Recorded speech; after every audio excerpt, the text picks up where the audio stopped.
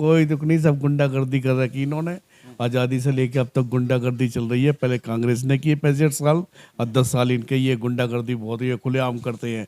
अब इनका हमको उखाड़ कर फेंकना है, इनों की ईवीएम को भी उखाड़ के फेंकना है, और इनों की सत्ता को भी उखाड़ के फेंकना है, कांग्रेस की और बीजेपी की को। और जब हम बहुजन समाज ही अब आएगा, गरीबी इतनी थी, हालत खराब थी नौकरी लग जाए, बहुत बड़ी बात थी। परिवार का पेट भर जाए, इससे आगे तो कुछ सोच ही नहीं सकते थे। ऐसा ना, नहीं, कोई था ही नहीं ना, किसी ने ज्ञान ही नहीं दिया। पेट भरना, पेट भी तो भरना था।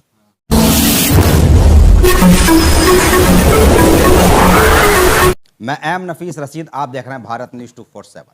जैसे ही चुनावों की घोषणा हुई, आचार संहिता लगती है, पूरे भारत के अंदर सभी लोगों को मालूम हो जाता है और कई जगहों से सवाल भी खड़े होने शुरू हो जाते हैं। चुनाव आयोग को लेकर भी, चुनाव आयोग की कुछ बातों पर भी सवाल खड़े होते हैं कि जैसे कि एक सवाल का जवाब नहीं दिया, उसके बाद में यानी कि ये भी कि हेड स्पीच का क्या होगा। हेड स्पीच को लेकर चुनाव आयोग ने कोई यानी कि गाइडलाइंस न जारी की, उन्होंने इस पर बात की है। बहुत सी बातें ऐसी सामने लेकर आ रही हैं जिस पर लोग अभी भी सवाल पूछ रहे हैं कि भाई ये यानी कि जवाब देने चाहिए थे। ईवीएम को साफ कह दिया कि ईवीएम में कोई गड़बड़ नहीं है, और साथ ही साथ ये भी सामने बात करके आई है कि जिस तरह से निष्पक्ष चुनाव की बात होती है और उसके बाद में जो कायाकल्प देखा जाता है शासन प्रशासन का, उस पर भी कई सारे लोग सवाल खड़े कर रहे हैं। खास करके वो लोग जो 24 घंटे राजनीतिक विश्लेषण करते रहते हैं। मेरे साथ में है भाई दिलीप कुमार वाल्मीकि, जो कि दिल्ली के अंदर अंबेडकर समाज पार्टी के एक तरह से प्रभारी हैं और पूरी तरह से अपने समाज सहित सब सर्व समाज की बात रखते हैं, और चुनाव को लेकर हमेशा अपनी बातों को हमसे करते हुए बताने की कोशिश करते हैं किस तरह से आज दलित समाज को यानी कि और या बहुजन समाज को राजनीति के अंदर पीछे धकेला जा रहा है।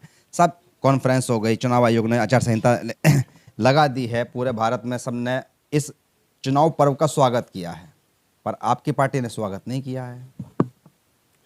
देखो, ईवीएम का फिर वो कर रहे हैं कि गुणगान कर रहे हैं, जो मुख्य चुनाव आयुक्त है गुणगान कर रहे हैं कि बहुत बढ़िया है, कोई वो इसमें हेरा फेरी नहीं कर सकता, सब बकवास है, हमने ये देखा सुप्रीम कोर्ट ने पेनल्टी लगा दी है, ये कर दिया वो कर दिया है, और ईवीएम बहुत बढ़िया है, इससे अच्छा कुछ हो ही नहीं सकता। वो सब झूठ बोल रहा है, सब बकवास कर रहा है वो चीफ इलेक्शन कमीशन। और इसमें बहुत हेरा फेरी कर, जब प्राचा जी ने, महमूद प्राचा और भानु प्रताप जी ने ईवीएम उनसे 50 ईवीएम मांगी तो क्यों नहीं दिए? अगर वो दम होता उन्होंने इलेक्शन कमीशन के अंदर, तो उन्हें पीछे 50 ईवीएम दे देनी चाहिए, लोग करके दिखाओ। ऐसे कैसे दे दें, ऐसे कैसे दे दें? वो अधिकारी नहीं है, कुछ नहीं है, क्या जिम्मेदारी है लोगों के पास में? जब सर्वोच्च नागरिक हैं देश के, हम मालिक हैं इस देश के, नागरिक हैं। कोई तुक भी तो बनता है, कोई तुक भी तो बनता है। कोई दुख नहीं, सब गुंडागर्दी कर रखी इन्होंने। आज़ादी से लेके अब तक गुंडागर्दी चल रही है। पहले कांग्रेस ने की 65 साल, और 10 साल इनके ये गुंडागर्दी बहुत ही खुलेआम करते हैं।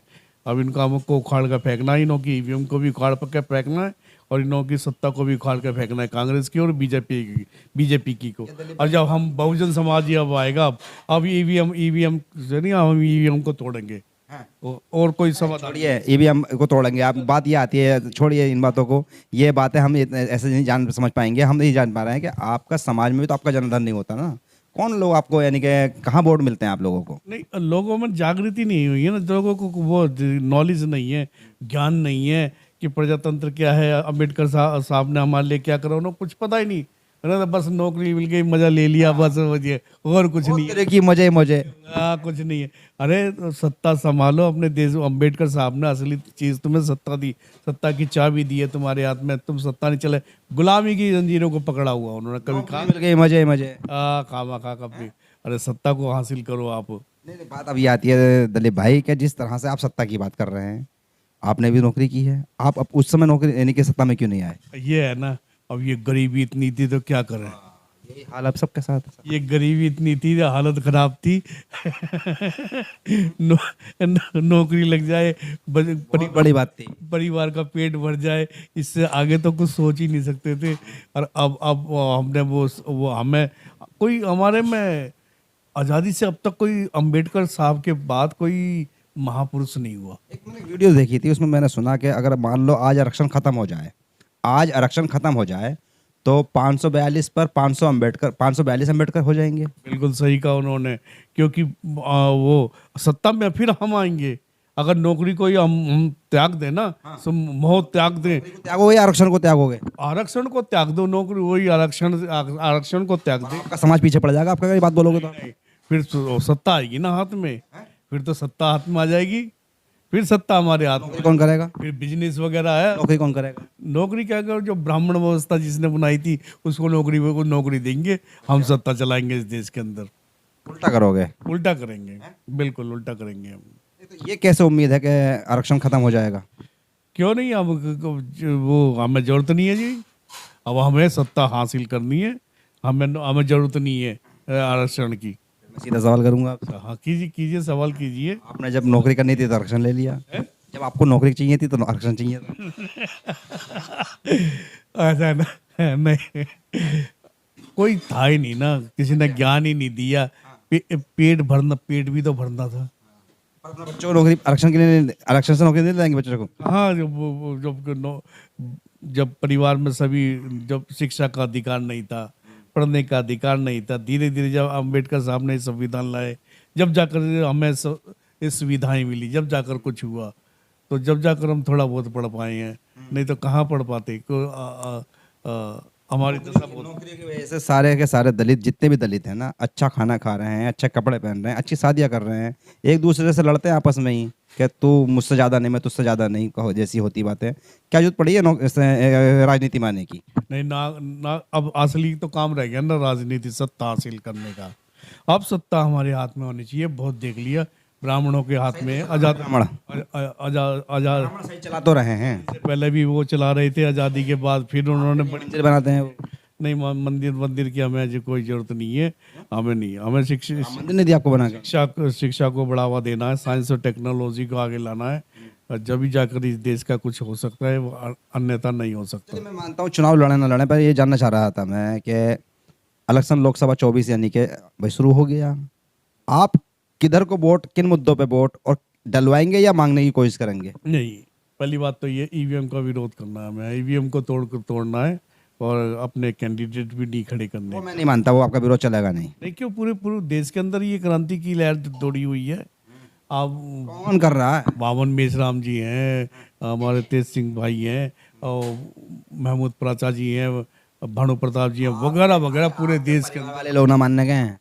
हाँ, तो क्षण भर लोगों से ना मानने से क्या होता है, मेजोरिटी तो शर्मा रहो ना आप लोग। तो क्षण भर तो थोड़े बहुत छोटे लोग होते हैं, थोड़े से लोग होते हैं, और मेजोरिटी तो हमारी 90% की है ना, 92%, 90% वोट देने वाली, भाजपा को वोट देने वाली, दोनों मिलाकर वोट देने वाली भी, और दलित भाजपा के, सारे दलित भाजपा के, पागल, मोदी ने जब भी कह दिया 400 पार। वो पागल हुए पड़े हैं, कोई नहीं है। मोदी ने ये कहा उसने कि मेरी तेरे को राम मंदिर मिल गया। 400 पार इसलिए कहा है कि वो ईवीएम से हेरा फेरी करते हुए आए हैं। ईवीएम पे आ गए। ईवीएम से, ये एक कलाकारी ईवीएम की है, जो इलेक्शन कमीशन भी बड़ा गुणगान कर रहा था, बहुत अच्छी ईवीएम है। अरे क्यों नहीं इसको नोबेल प्राइज दिलवा देता, दे दे वर्ल्ड के अंदर, अमेरिका के पास चला दे, देखो हमारा ईवीएम इतना बड़ा, जाए ना अमेरिका के पास, नोबेल प्राइज दिलवा दे, मान जाए उसको। जो मुद्दों की बात थोड़ी सी हो जाए कि भाई महंगाई पे बात की जाए, रोजगार पे बात की जाए, शिक्षा पे बात की जाए, खामखा ईवीएम होना आना कुछ नहीं है। देखो, जब तक ये ईवीएम नहीं उठेगी, हमारा रोजगार भी दूर नहीं हो सकता, और ये गुंडे शासन व्यवस्था अपने हाथों में लिए रखेंगे। ये कोई ना रोजगार देंगे, ना कुछ देंगे, कुछ नहीं देंगे। ये बस क्योंकि इन्होंने बदमाशी से ईवीएम को हथिया कर और सत्ता में ये आ जाएंगे। तो जाएंगे ना अब, वोट डालने जाएंगे, ईवीएम को तोड़ने जाएंगे हम। पुलिस पकड़ रहेगी, अब पकड़, जेल भरो आंदोलन तो चल ही रहा है देश के अंदर। अब देश संवैधानिक बात नहीं करनी चाहिए। नहीं, बिल्कुल नहीं। अब तो ईवीएम संविधान के और गैर कानूनी बात कर रहे हैं आप। बिल्कुल, ईवीएम को तोड़ने ही जाएंगे हम, वोट डालने नहीं जाएंगे हम। अच्छा, हाँ, पार्टी का क्या स्टैंड है आपकी?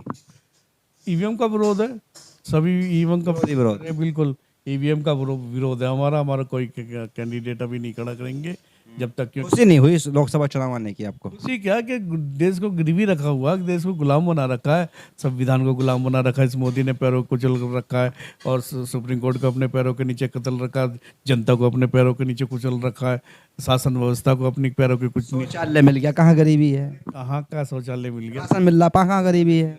5 किलो राशन से लोगों को मिल रहा, हमें तो नहीं मिल रहा। कहाँ मिल रहा हमें राशन? आप तो सरकारी नौकर रहे हैं, आपको और कोटे बहुत सारे हैं। हमें कहाँ मिल रहा? हमें जरूरत भी नहीं है और जनता के नागरिकों को भी जरूरत नहीं है जिनको राशन मिल रहा है। कोई जरूरत नहीं है। आप दे दो, शासन व्यवस्था दे दो, सबको सबको नौकरी दे दो, किसी को मत दो राशन। क्या जरूरत है उसको दो ना अधिकार। ये इतना करोड़ों रुपया तुम इधर उधर कर देते हो कि इसके अंदर जैसे ये है इलेक्टोरल बॉन्ड है और ये हॉर्स ट्रेडिंग है वगैरह वगैरह, कितना पैसा दो, स्मगलिंग है और ये तुम्हारे क्या लग रहे हैं, चाहने वाले हैं तो दे रहे हैं ना पैसा, कितना पैसा है ये जनता वाले पैसा दे रहे हैं उनको। दे दो ना। क्यों ये तुमने नया वो बना दिया पार्लियामेंट? जरूरत नहीं थी। आपने क्यों अपने हेलीकॉप्टर वगैरह इतने जहाज खरीद लिए या रोशन करने के लिए हैं, अपना अपना ऑफिस बना लिया, इतने इतने इतने ऑफिस चीजों से डंका बसता है देश का। निकाल दिया और उसकी तस्वीर वहां पर उसकी तुमने इतनी बड़ी मूर्ति लगा दी।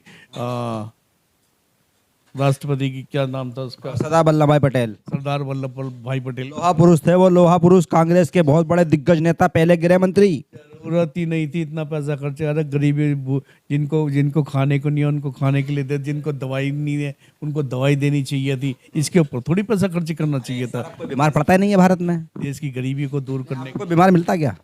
हाँ, तुम मेडिकल में देख कर आओ, 8 बजे जाओ, कैसे टूट के पड़ते हैं एकदम ओपीडी की लाइन में। कितनी लोग बागर नंबर ही नहीं आता बेचारा, 11 बजे तक वो खत्म हो जाता। वोट दे रहे हैं उनको, वोट फिर भी वोट वही मिल रहा है। आप देखो ना हालत, वोट कितनी सफदरजंग की कितनी बुरी हालत है। फिर क्यों वोट दे रहे हैं?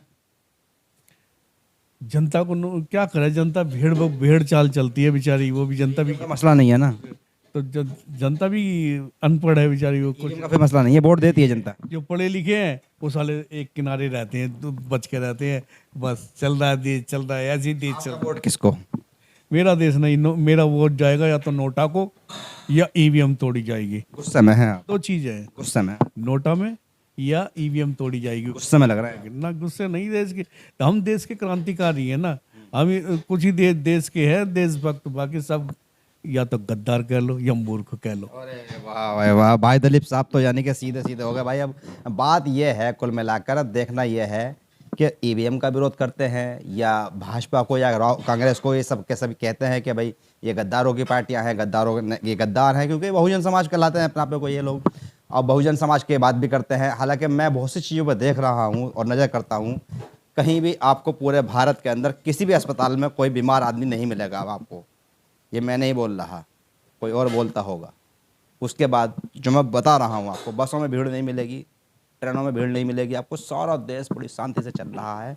इन मुद्दों की ज़रूरत भी नहीं है, बस मुखर्टों की ज़रूरत है, बॉन्ड की ज़रूरत है, ईवीएम के विरोध की ज़रूरत है और हिंदू मुस्लिम करने की ज़रूरत है। हालांकि इन सभी शब्दों को चुनाव आयोग ने भी अपनी गाइडलाइंस में मना किया है कि कहीं से कहीं तक भी भ्रामक खबरें ना फैलाएं। पर सवाल यह है कि जो जनता के मुद्दे हैं हम उनको उठाएं कैसे, उनको बताएं कैसे। इसलिए कह रहे हैं जनता को कहीं से कहीं तक भी कोई परेशानी नहीं है, चुनाव शांतिपूर्ण होना चाहिए। मैं एम नफीस रशीद, आप देख रहे थे भारत न्यूज़ 247।